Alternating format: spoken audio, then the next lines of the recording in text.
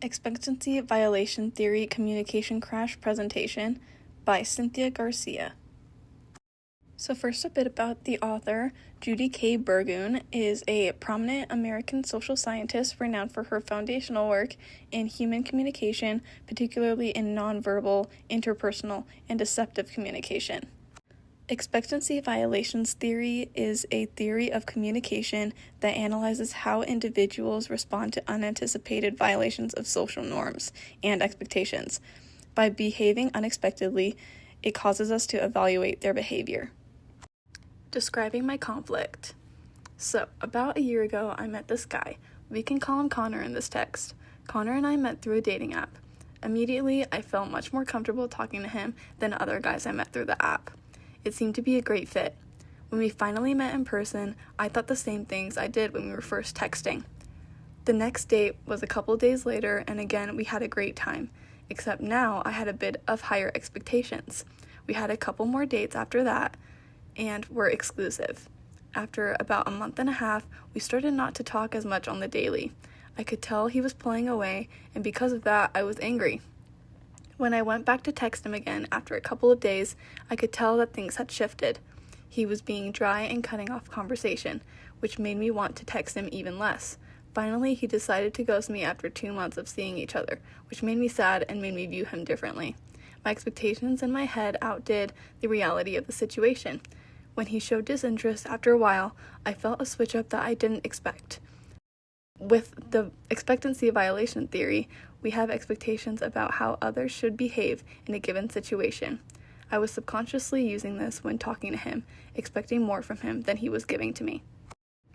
Analysis of conflict using expectancy violation theory.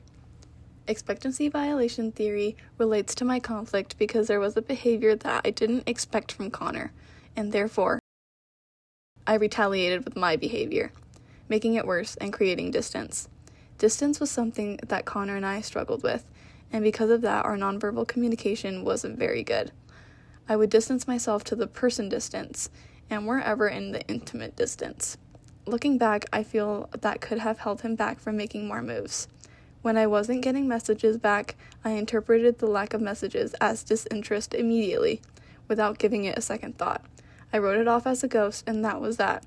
I felt he violated my expectations of him. I also saw this as a detriment to his character, which can be hard to come back from. Recommendation to improve conflict. My conflict could have been improved by using this theory and keeping it in mind while communicating with Connor. I could have benefited from it by not being too quick to judge the lack of communication. I took lack of communication as disinterest and created more distance by doing that. I'm sure that because of my expression of dislike, he also felt it and pulled away more than I wanted him to. If he and I were to talk again, I would take communication more seriously and take more time to dissect more of our conversations. I would also pay much more attention to nonverbal communication and body language, as well as distance and comfort towards me. I would also try to be more aware of my own body language and distance towards him. So, what's my conclusion? Overall, learning about the expectancy violation theory made me look deeper into my relationship and let me know some things that could have been done better. Nonverbal communication is huge when getting to know someone, and I think we lacked that a bit. Distance and how you use it can be a huge tell on whether or not you trust someone or like them, and I think we could have used that to our advantage as well.